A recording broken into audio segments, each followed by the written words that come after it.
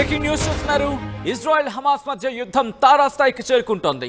మరి ముఖ్యంగా రోజు రోజుకి ఇంకా ఎక్కువ అవుతుంది. ఇప్పటికీ గాజాలో కరువు ప్రకటించిన నేపథ్యంలో ఇంకా పరిస్థితులు దిగజారే అవకాశం ఉంది అంటూ చర్చ జరుగుతున్న క్రమంలో ఇప్పుడు ఇజ్రాయెల్ మాస్ వార్నింగ్ ఇస్తోంది హమాస్కి బిగ్ వార్నింగ్ ఇస్తోంది ఇజ్రాయెల్. హమాస్ ఆయుధాలు విడిచిపెట్టకపోతే గాజాను పూర్తిగా నాశనం చేస్తా ఉంటూ చెప్పుకొస్తోంది. నరకానికి దారులు తెరుచుకుంటాయి. హమాస్ దగ్గర ఉన్న బందీలని రిలీజ్ చేయాలంటోంది ఇజ్రాయెల్. తమ కండిషన్స్ ను హమాస్ ఒప్పుకోవాలంటోంది ఇజ్రాయెల్.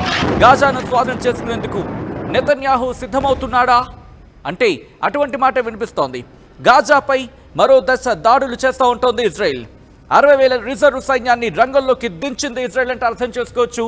గత కొద్ది రోజులుగా యుద్ధం కొనసాగుతుంది. ఇంకా చెప్పాలంటే గత కొన్నేళ్లుగా.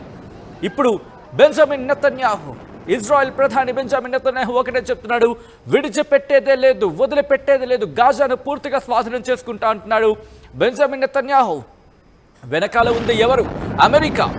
మరి ముఖ్యంగా ట్రంప్ ఏమన్నాడు? గాజాను ఒక రియల్ ఎస్టేట్ చేసేస్తాను, దాన్ని అభివృద్ధి చేసేస్తాను, పీకేస్తాను, పొడి చేస్తాను అంటున్నాడు. ఇప్పుడు గాజాకు సంబంధించి ప్రస్తుతం ట్రంపే కారణమవుతున్నాడా? ట్రంప్ వ్యూహమే ఇప్పుడు బెంజమిన్ నెతన్యాహు నోటంటే వస్తోందా? కేవలం నెతన్యాహుని పావుగా అమెరికా వాడుకుంటోందా? నెతన్యాహుకు ఇష్టం ఉన్నా లేకపోయినా అమెరికా బలవంతం చేస్తోందా? దీంట్లో ట్రంప్ కీలక పాత్ర పోషిస్తున్నాడా? సొంత డబ్బా కొట్టే ట్రంప్ ఒక్కసారి బహుశా 2 చెవులు రెక్కించి వినాలేము. ఎందుకంటే ట్రంప్ అండలేకపోతే ఇంతవరకు ఇజ్రాయెల్ వెళ్తుందా? Biggest question mark. ఇక్కడి నుంచి ఇంకాస్త ముందుకు వెళ్ళే ప్రయత్నం చేద్దాం. ఏమంటున్నాడు బెంజమిన్ నెతన్యాహు? ఇప్పటికే రిజర్వ్ సైన్యాన్ని దించాడు. తూర్పు ప్రాంతానికి సంబంధించి మాట్లాడుకుంటే అఫ్కోర్స్ అక్కడ తూర్పు ప్రాంతం పెద్దగా ఉండదు. ఉత్తర ప్రాంతం, దక్షిణ ప్రాంతం, మధ్యలో ఉంది ఖాన్ యూనిస్.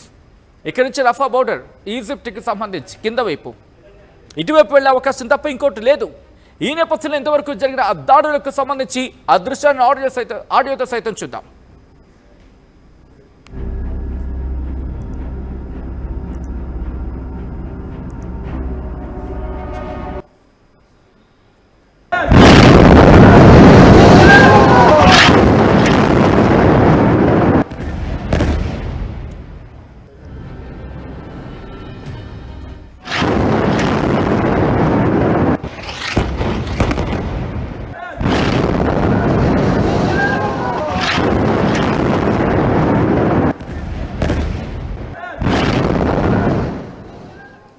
యుద్ధం నువ్వు మొదలుపెట్టావు, పూర్తి నేను చేస్తా అంటున్నాడు ఇజ్రాయెల్.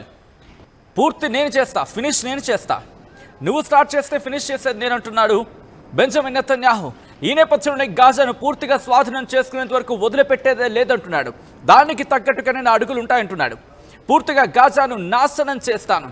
ఇంకా ఏమంటున్నాడంటే కనుక జస్ట్ రీసెంట్గా అందరూ రిపోర్ట్ని నేను మీకు చెప్పే ప్రయత్నం చేస్తున్నాను. ఇక్కడ ఒక అంశాన్ని ప్రస్తావించడం జరుగుతోంది. ఇజ్రాయెల్ ప్రధాని బెంజమిన్ నెతన్యాహు ఏమంటున్నారంటే హమాస్ కనుక ఆయుధాలను విడిచిపెట్టకపోతే గాజాను పూర్తిగా నాశనం చేస్తా అంటున్నాడు. నరకానికి దారులు తెరుచుకుంటాయంటున్నాడు బెంజమిన్ నెతన్యాహు. ఈ నేపథ్యంలో ఏం జరగబోతోంది? హమాస్ మళ్ళీ ఇరాన్ అండ చూసుకోను, లేకపోతే ఇరాన్ దన్ను తీసుకోను, ఇటు మళ్ళీ ఇజ్రాయెల్ మీద విరుచుకు పడబోతుందా? లేకపోతే హౌతీలు, ఎప్పటి నుంచో దన్నుగా మద్దతుగా నిలుస్తున్న హౌతీలు, యెమెన్లో హౌతీలు మళ్ళీ దాడులకు ఉపక్రమించబోతున్నారా?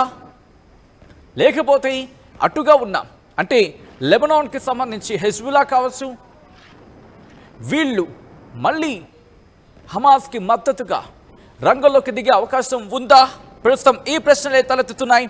ఎందుకంటే ఇజ్రాయెల్ ప్రధాని బెంజమిన్ నెతన్యాహు చెబుతున్న మాటల ప్రకారం చూస్తూ ఉంటే కనుక ఇటు నివురుగప్పుడ నిప్పులో ఉన్న హమాస్ ఇజ్రాయెల్ మధ్య ఆ యుద్ధం మళ్ళీ తెరుచుకోబోతోందా? ఇలాంటి ప్రశ్నలు తలెత్తుతున్నాయి. ఇజ్రాయెల్ చూస్తూ ఊరుకుంటుందా? ఒకటే అంటోంది, పూర్తిగా గాజాని స్వాధీనం చేసుకుంటాం. ఎవరు ఉండాలనుకుంటున్నారో ఉండండి, ఎవరు పోవాలనుకుంటున్నారో ఆయన మాటల్లోనే, ఎవరు విడిచిపెట్టి పోవాలనుకుంటున్నారో వాళ్ళు పారిపోండి. హమాస్ను మాత్రం విడిచిపెట్టేదే లేదు, హమాస్ను వదిలిపెట్టేదే లేదు, హమాస్ని ఎక్కడా కూడా వదిలేదే లేదంటూ బెంజమిన్ నెతన్యాహు మాస్ వార్నింగ్ ఇస్తున్నాడు. ఈ నేపథ్యంలో ఏం జరగబోతోంది? మీరేమనుకుంటున్నారు? కామెంట్ చేసే ప్రయత్నం చేయండి.